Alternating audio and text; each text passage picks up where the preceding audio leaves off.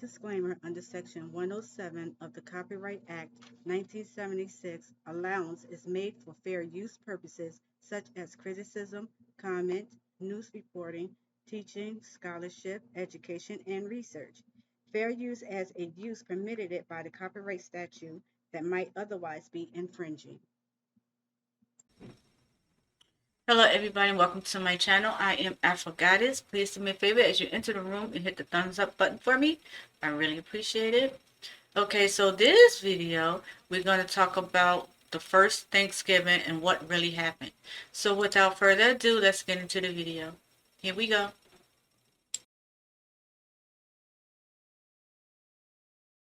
First Thanksgiving. American schools generally teach a conventional story about the meeting of pilgrims and Indians that finished with an amazing dinner. The end. But there's more to the tale. This video will explain the events around the first Thanksgiving and how it's not the image ingrained in tradition. At the start of the 17th century, southern New England was home to a variety of busy communities within several confederations. These were the people of the first light, and they called their home the Dawnland. Political leaders were known as sachems and had been trading with Europeans for over 100 years before the Pilgrims. Relations soured only after deceitful Europeans kidnapped locals to sell as slaves. Permanent European settlement was impossible due to the already high population of native occupants. But in 1616, tradesmen introduced a disease to the Dawnland, whose inhabitants died in droves from a lack of immunity. In 3 years, up to 90% were wiped out in several confederations, including the Wampanoag. Their head sachem, Massasoit, was aware of how close they were to being subjugated by their unafflicted enemy, the Narragansett. He was determined to save his people from such a fate. This was the political world the Pilgrims were about to enter. The Pilgrims were not called Pilgrims by their contemporaries. They were known as Separatists, a branch of the English Puritans. King James hated Puritans and began persecuting them in 1604, so the Separatists fled to Holland, where they were free to worship. But because they feared losing their national and communal identity, the congregation wanted a new place to plant their church. They decided on America and asked King James for a patent that would grant them rights to build a colony. They planned to make a profit catching fish to pay off the debts to their investors. The Mayflower set sail on September 6th. 2 months later, Cape Cod was spotted and 16 men were sent ashore to inspect the area. Unfortunately, the settlers didn't know how to fish and food was running out. They resorted to stealing from graves, homes, and storage pits to keep everyone alive. Then came their first hostile encounter with natives, but no one was killed. On December 12th, they reached New Plymouth. They did not land on any specific rock, but folklore insists they did. Construction began in January. By winter's end, 44 settlers would be dead from bad conditions. In March, they were surprised when a man named Samoset walked into New Plymouth, greeting them in English. He told them they were building on top of a village called Patuxet, whose residents had all died from the recent epidemic. It belonged to the Wampanoag, and their chief, Massasoit, was watching them. The settlers were eager to trade, so 5 days later, Samoset returned with furs and companions, including Tisquantum. Known famously as Squanto, he had come to tell them in perfect English that Massasoit had arrived. After years of dealing with Englishmen, the sachem did not trust the newcomers.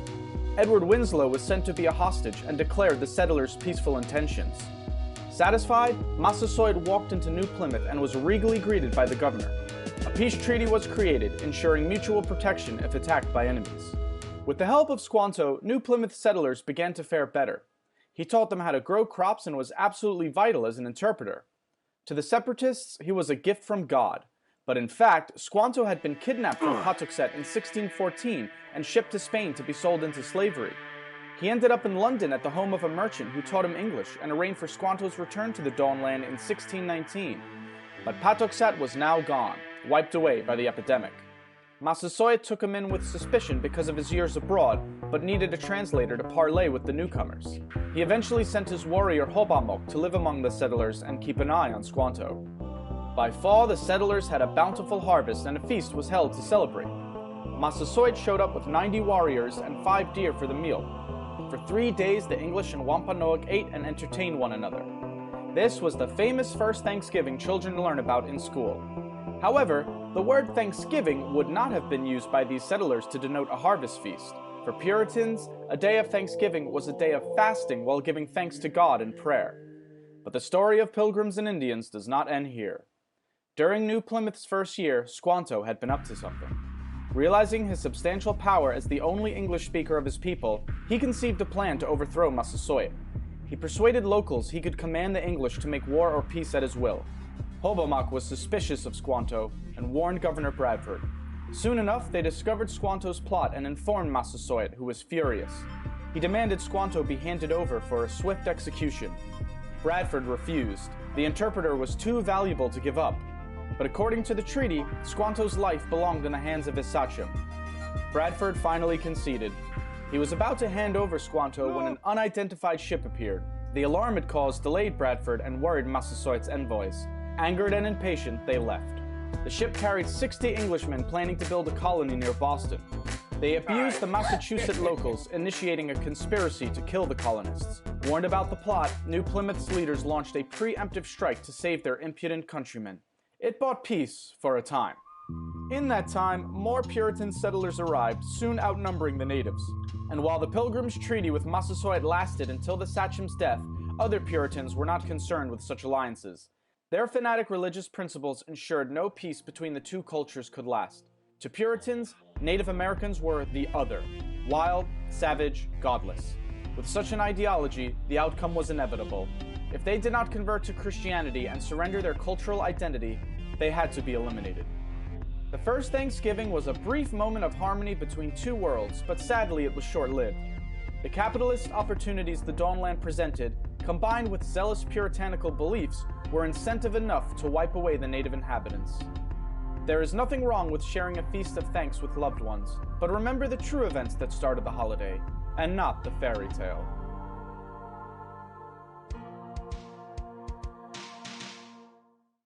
The first Thanksgiving.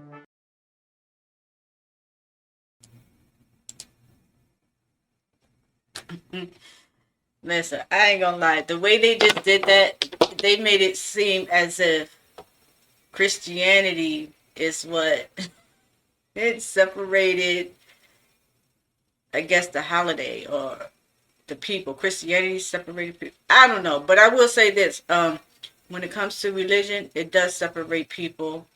But I'm not the one to talk about religion too much. I don't like to get into that because that's another side of Afro goddess. I would tear people's heads off, but I'm not going there with that, right? But I don't remember this side of it, of this story too much. In school, I only remember the bull crap, which is, you know, the Indians and the Caucasian people, they got together and ate and they were friends. And all I know is, you know, when it came to grade school, you know, to cut out turkeys and draw them and color them and go outside and collect little leaves, the beautiful leaves, you know, the orange, the earth tone colored leaves, and the little acorns and stuff like that. Place them on a piece of paper, take them home. Look, mommy, I just made this, da da da. That's what I was taught. I don't know about this right here too much, but it doesn't matter. And the reason that it doesn't matter, because you're still lying. You're not telling the truth. You have not told the truth in these schools from day one, and you're still not telling the truth. So here's what I have to say to you parents out there. All right? How about y'all get some education when it comes to these pagan holidays and celebrations and stuff like that, and teach your children the real meaning and the real story behind this pagan slaughter day. Okay? How about you start there? Anyway, thank you for tuning in. Hit the thumbs up button, share this video, leave a comment. If you celebrate this pagan death of a holiday, slaughter day, I don't know. Do it safely. Do it funly. I don't know what to tell you about it. But I'm not going. So, thank you, everybody. Peace. Afro Goddess is out.